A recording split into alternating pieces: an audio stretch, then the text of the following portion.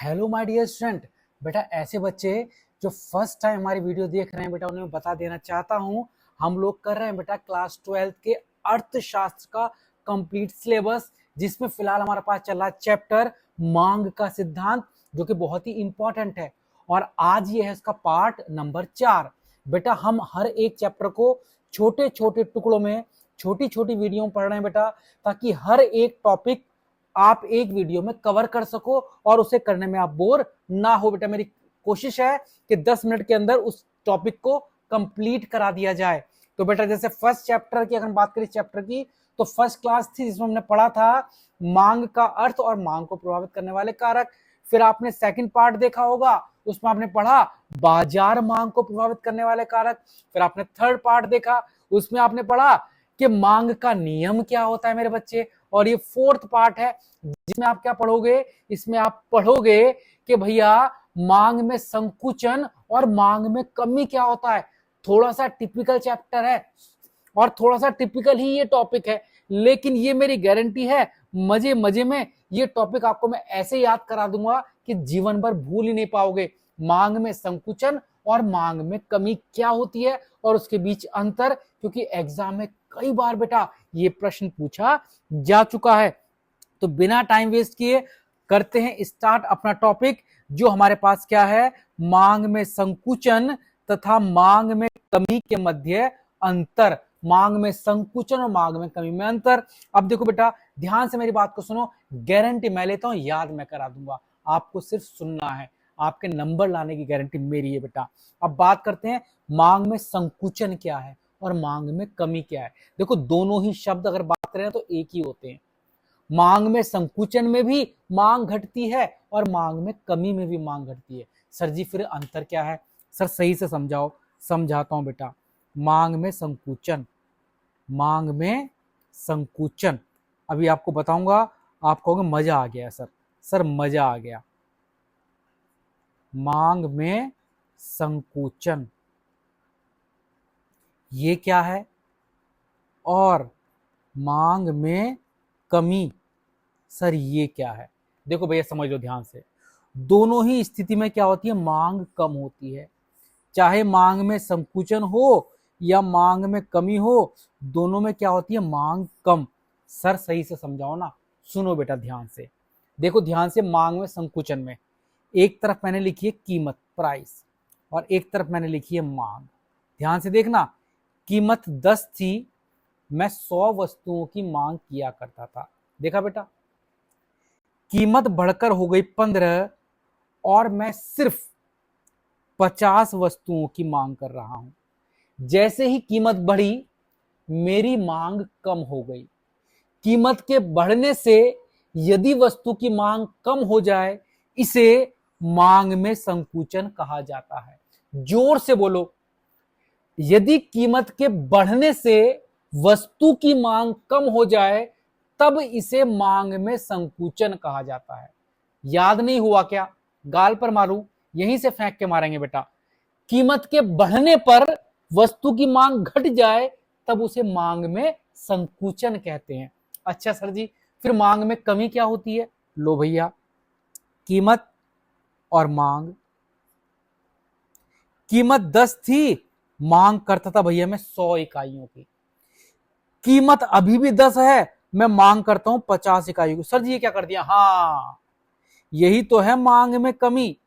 यदि समान कीमत पर, एक समान कीमत पर, कीमत वही है लेकिन वस्तु की मांग कम हो जाए, यदि समान कीमत पर वस्तु की मांग घट जाती है तब उसे मांग में कमी कहा जाता है। मेरे बच्चे समझ में आ गया? यदि कीमत के बढ़ने से मांग घट जाए तो मांग में संकुचन, कीमत के बढ़ने से मांग घट जाए तो मांग में संकुचन। और अगर समान कीमत पर वही कीमत है, किसी अन्य कारक की वजह से, किसी दूसरे कारण की वजह से आपकी मांग घट जाए, समान कीमत पर दूसरे कारण की वजह से आपकी मांग घट जाए, इसे मांग में कमी कहा जाता है। दोनों में अंतर आया समझ में? हाँ जी सर आ गया। सर लिखना क्या है? समझ लो बेटा लिखना क्या है।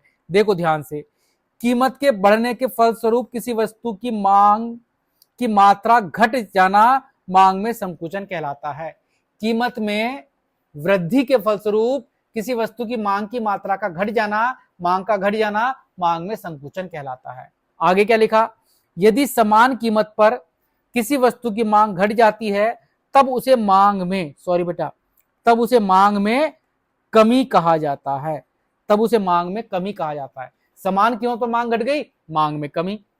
कीमत बढ़ने से मांग घटी, मांग में संकुचन। देखो कितना प्यारा आपको टॉपिक समझ में आया। हाँ जी सर आ गया। अब पहला डिफरेंस हो गया, हाँ जी सर हो गया। दूसरा डिफरेंस क्या लिखोगे, कारण। मांग में, ओ भैया, ओ भैया, मांग में संकुचन का कारण, सॉरी सॉरी, मांग में संकुचन का कारण क्या होता है बेटा, इसका कारण कीमतों में वृद्धि होता है। अगर कीमत बढ़ जाए, मांग कम हो जाए तो मांग में संकुचन। तो बताओ, मांग प्रश्न आए पेपर में, मांग में संकुचन का कारण बताओ। तो मांग में संकुचन का कारण बेटा क्या होता है, कीमत में वृद्धि, कीमत का बढ़ जाना। अच्छा, मांग में कमी का कारण क्या है, पेपर में कोई प्रश्न आता है मांग में कमी का कारण बताओ, बच्चे लिख देते हैं कीमत में वृद्धि। नहीं भैया, मांग में कमी कब होती है, जब एक समान कीमत पर मांग घट जाए। मांग में कमी कब होती है, जब एक समान कीमत पर मांग घट जाए, उसे बोलते हैं मांग में कमी। क्या बोलते हैं बेटा, उसे मांग में कमी। यदि एक समान कीमत पर मांग घट जाती तो मांग में कमी कहलाएगी। चूंकि ये मांग में कमी है तो इसका कारण क्या हो सकता है, इसका कारण एक ही हो सकता है, समान कीमत पर मैंने मांग क्यों कम कर दी, हो सकता है उपभोक्ता की आय में कमी हो गई हो। तो मांग में कमी क्यों होती है, समान कीमत पर मैंने क्यों कम चीजें क्यों मांगी, हो सकता है उपभोक्ता की आय ही घट गई हो, इसलिए वो कीमत अब भी बराबर है लेकिन वो टीवी खरीदने नहीं जा रहा, वो मांग ही नहीं कर रहा। क्यों, क्योंकि उसकी आय ही कम हो गई। हो सकता है स्थानापन की कीमत में कमी हो गई हो। क्योंकि सर स्थानापन क्या होता है, मेरे बच्चे फर्स्ट क्लास में बताया था, वे वस्तुएं जो एक दूसरे की जगह पर प्रयोग कर सकते हैं, क्या बोलते हैं उन्हें, स्थानापन वस्तु। क्या बोलते हैं बेटा उन्हें, स्थानापन वस्तु। हाँ जी भैया, अगर स्थानापन की कीमत में कमी हो गई, क्यों भाई सर क्या कहना चाह रहे हो, जैसे मान लो ये कोक है, ये पेप्सी है, कोक 10 रुपए की थी और 10 रुपए पर इसकी मांग क्यों घट गई होगी, हो सकता है पेप्सी सस्ती हो गई हो तो लोगों ने इसे पीना छोड़ दिया, दूसरी चीज पीने लगे। कोक की मांग कम क्यों हुई, समान कीमत पर लोग इसे क्यों नहीं खरीद रहे, क्योंकि हो सकता है पेप्सी सस्ती हो गई हो। तो जब इसका स्थानापन सस्ता हो जाता है तो इसकी मांग में क्या आ जाती है, कमी। तो मांग में कमी का कारण क्या हो सकता है बेटा, स्थानापन की कीमत में कमी का हो जाना। अगला कारण क्या हो सकता है, पूरक वस्तु की कीमत में वृद्धि। कहोगे सर पूरक वस्तु क्या होती है, मैंने आपको बताया था बेटा पहली क्लास में, ऐसी वस्तुएं जो एक दूसरे के साथ प्रयोग करते हैं बोलते हैं पूरक वस्तु, जैसे कार और पेट्रोल, जैसे कार और पेट्रोल। अब अगर पूरक वस्तु की कीमत बढ़ जाएगी ना बेटा तो मांग में हो जाएगी कमी। कैसे, मैं बात करता हूं कार की। मांग में कमी का मतलब क्या है, कार की कीमत समान है पर कार लोग कम मांग रहे हैं। क्यों कम मांग रहे हैं, हो सकता है इसकी पूरक वस्तु, कार की पूरक क्या होती है, कार की पूरक होता है बेटा पेट्रोल।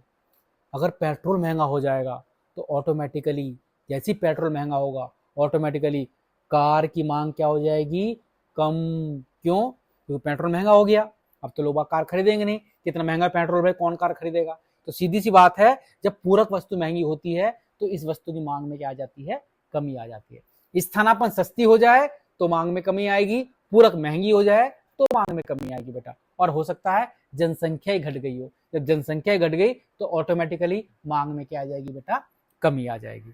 चलिएगा, अब इसके अंदर बेटा वक्र भी बनाना होता है। ये मांग में संकुचन का वक्र है, कीमत बढ़ने से मांग घट गई। ये मांग में कमी का वक्र है, कमी का वक्र कैसे बना, समान कीमत पर 100 मांग थी, समान कीमत पर मांग क्या होगी बेटा, कम हो गई। अब इनके वक्र कैसे बनते बेटा, ये इनके वक्र बने हुए हैं, बाकी बेटा मैं आपको बनाकर भी दिखाता हूं, मांग में संकुचन का वक्र कैसे बनेगा और मांग में कमी का वक्र कैसे बनेगा। देखो मांग में संकुचन में क्या होगा, एक्स वाई 0, कीमत बढ़, इधर बेटा कीमत होती है, नीचे मांग होती है। मांग में संकुचन का मतलब क्या है, मांग में संकुचन का मतलब है कीमत बढ़ जाएगी और मांग क्या हो जाएगी, कम। कीमत वाली लाइन बेटा मैंने बढ़ा दी और मांग बेटा मैंने क्या कर दी, कम। कीमत बढ़कर अगर मांग कम हो जाए इसे हम क्या बोलते हैं बेटा, मांग में संकुचन। और ये बन गया मांग में संकुचन का वक्र। कीमत को बढ़ाना है, मांग को कम कर देना है। और मांग में कमी में सर कैसा बनेगा, सर मांग में कमी में कैसा बनेगा, मान लो ये कीमत है, ये मांग है, ये क्वांटिटी है बेटा, मांग इधर कीमत होती है, इधर मांग होती है। कीमत को पी और मांग को क्यू बोल सकते हैं। संकुचन में क्या होता है बेटा, सॉरी मांग में कमी में क्या होता है, समान कीमत पर मांग घट जाती है। समान ही कीमत है बेटा, मांग घट गई, मांग घट गई बेटा, मांग घट के पहले क्यू थी ना बेटा, अंदर की तरफ चली गई। समान कीमत पर मांग घट गई, तो इसमें आपको ऐसे बनाना होता है। मांग में कमी में बेटा थोड़ा सा इस तरह से बनाना है, डी डैश डी डैश। याद रखना बेटा, मांग में संकुचन में एक ही बनता है और मांग में कमी में दो वक्र बन जाते हैं। समान कीमत तो पहले इतनी मांग थी, उसी कीमत पर इतनी मांग हो गई, तो बेटा क्या होता है, इसे बोलते हैं, इसमें एक तरह से कहा जाता है बेटा कि मांग वक्र में क्या हुआ, ऊपर की ओर खिसकाव। इसे बोलते हैं मांग वक्र में ऊपर की ओर खिसकाव। और इसे बोलते हैं बेटा मांग वक्र में अंदर की ओर चलन। इसे क्या बोलते हैं बेटा, मांग वक्र में अंदर की ओर चलन। इसमें खिसकाव होता है, उसमें चलन होता है। तो इसी तरह बेटा हमने टॉपिक किया कंप्लीट। टॉपिक का नाम था मांग में संकुचन और मांग में कमी के बीच अंतर। अगला टॉपिक पार्ट नंबर 5 में पढ़ेंगे, जिसमें हम पढ़ेंगे मांग में वृद्धि तथा मांग में विस्तार। और इसी तरह से कंप्लीट करेंगे अपना पूरा सिलेबस। अपने क्लास के जितने फ्रेंड हैं उनके साथ बेटा हमारी वीडियो को जरूर शेयर किया करो, ताकि पूरी क्लास बेटा हमारी वीडियो देखे और आप आपस में डिस्कस कर सकते हो, एक दूसरे से बातचीत कर सकते हो कि कौन सी चीज़ आपको मेरी समझ में आती है, कौन सी चीज़ आपको मेरी समझ में नहीं आती। अगर आप हमारे व्हाट्सएप ग्रुप से जुड़ना चाहते हैं, आप फ्री क्लास लेना चाहते हो, हमें व्हाट्सएप कर सकते हैं। नंबर स्क्रीन पर आ रहा है 9555159995। तब तक के लिए जय हिंद, जय भारत, खुश रहें, आबाद रहें।